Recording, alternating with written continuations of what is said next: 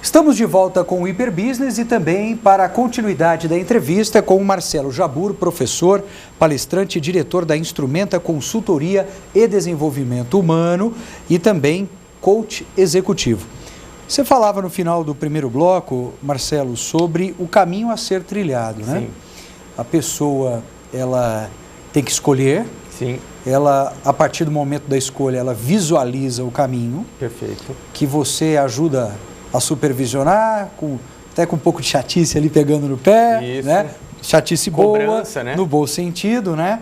Aquela chatice de vamos lá, temos que fazer e tal. Perfeito. E citamos no começo do primeiro bloco a questão da disciplina. Sim. Queria que você falasse um pouco mais a respeito da força de vontade que a pessoa precisa ter e da disciplina em manter essa força de vontade. Sim. Ou seja, é preciso que a pessoa faça, e muito bem feita, a parte dela? Sim. André, esse é o ponto. Esse é o principal ponto. Porque muitas vezes a pessoa procura o coach, ela começa a desenvolver o processo e aí quando ela vê que a solução está dentro dela e depende essencialmente dela, ela sente algum desconforto. Porque você passa a tarefa para ela, ela fala, bom, então quer dizer que eu preciso de procurar um profissional da área de consultoria em tal segmento. E aí ela não procura. Ela não procura por conta de um desconforto, ela não procura porque priorizou outras atividades e quando ela vê, ela não andou, né? Da forma que tinha que andar. Ou no processo de coaching, você observa o seguinte, que ela tem que fazer um controle melhor do tempo dela.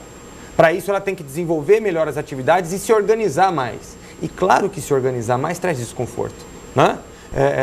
Isso é comum para todo mundo. E quando a pessoa enxerga esse desconforto e percebe esse desconforto, a tendência imediata é tentar escapar. Porque ninguém gosta de se sentir em desconforto. Exato. Eu não diria nem desconforto, eu diria sair da zona de conforto. Exato. Porque são coisas diferentes. Sim, não tem a dúvida. Embora sejam parecidas. Exato, pode ser que desconforto dá a ideia de algo profundamente... Que é mal-estar. Mal-estar, exato. E não é bem mal-estar, é você sair daquela sua zona de acomodação... De controle total. Para melhor. Né? O desconforto é para pior. Exato. Sair da zona de conforto é para algo melhor. É mesmo, no meu entendimento. Exato, mas mesmo que seja o desconforto, é um desconforto momentâneo. Porque quando eu falei, por exemplo, o exemplo de gestão de tempo, é muito difícil. Você fala para as pessoas que ela precisa organizar o tempo dela, então ela encontra algumas ferramentas. Então vai usar o computador, vai usar a agenda, vai usar lembretes. Mas quando ela percebe, assim, no começo, no início dessas atividades, ela fala, não é simples, né? Porque ela não controla a agenda, não controla com lembretes, não controla de forma nenhuma e ela passa a ter que controlar. Então isso... atira da zona de conforto e a gente pode até entender que gera um certo desconforto. Mas o que acontece é momentâneo. Porque quando ela entra nesse ritmo de se organizar melhor, por exemplo, com relação ao calendário, ela percebe que na segunda, terceira semana ela está fazendo muito menos esforço, né? Para se lembrar do que ela tinha que fazer, né? Perdeu um compromisso porque esqueceu, deixou de fazer uma coisa essencial, às vezes em casa, para a família, né? Por conta de se preocupar demais com outro assunto. Tudo isso pode ser minimizado à medida que ela controla o tempo. E acaba virando um hábito. Exato. E o hábito acaba sendo automatizado, entre aspas, né? Que a pessoa passa a se lembrar de certas coisas automaticamente. Exatamente. Né? Agora, Marcelo, quando a pessoa procura um coach... Sim. É porque ela já está em desespero ou não? Tem pessoas que realmente procuram um coach já pensando preventivamente. Tem os dois tipos. E as pessoas mais organizadas, as pessoas que pensam um pouquinho mais em médio e longo prazo, elas procuram antes, né? Não espera o incêndio para procuram antes. Então, os dois perfis, André, e eu vou dizer que todo mundo gostaria... essa é a minha experiência profissional. Todo mundo gostaria de desenvolver um processo de coaching. Evidente que avaliam tempo, avaliam custo, mas todo mundo gostaria. Por quê? Porque todo mundo quer viver sempre uma vida melhor. A cada mês uma vida melhor, a cada ano uma vida melhor. A sua pergunta é muito pertinente, com todas, porque ela ressalta o seguinte, a preocupação do indivíduo em olhar para o futuro sem ser urgente. Ele olha para o futuro porque é importante e não porque é urgente. Então ele cuida do futuro quando ele é importante, mas não tem correria. Aí ele cuida com saúde e prepara uma passagem gradual para uma nova carreira ou para aposentadoria, para o que quer que seja. Agora, quando ela é importante, mas muito urgente, aí ele se perde. Se perde porque ele tem pressa e não é com pressa que a gente chega onde quer chegar. Por exemplo, quando uma pessoa procura a consultoria de um coach. Sim. Um pai de família, tem lá a esposa que também trabalha, que tem sua rotina. Hoje, os casais modernos, todos trabalham e aquela loucura, né? E a perda de controle do tempo, a dificuldade de gerenciar o tempo. Sim. E tem lá os seus filhos, e tem alguns filhos pequenos, outros filhos maiores, enfim.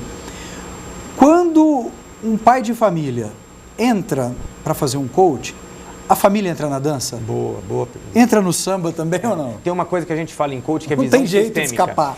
Tem uma coisa que é visão sistêmica, que é grade ecológica. De ver de fora. Tem que olhar, e tem que olhar de cima. E então o indivíduo fala assim, a minha carreira, eu estou com um problema com a minha carreira, eu precisava otimizar isso. Aí, bom, tudo bem. Então a sua busca vai necessitar desse esforço. Aí a gente pergunta, o que é que esse esforço vai mexer com as outras áreas da sua vida?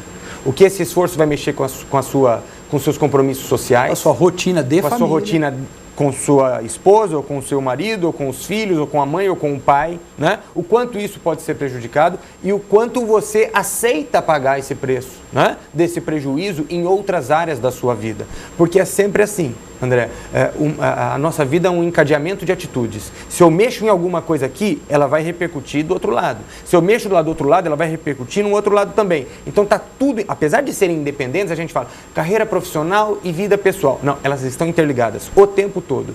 Se eu brigo em casa, se eu tenho uma discussão, isso deve repercutir no meu trabalho e o inverso também acontece. Quando eu mexo para valer com a minha carreira, eu tenho que olhar o quanto isso vai repercutir na minha vida social e na minha família. E aí eu vou dando os passos de acordo com as consequências que eu realmente quero que ocorram, né? E enxergar consequências não é uma tarefa fácil. Não é?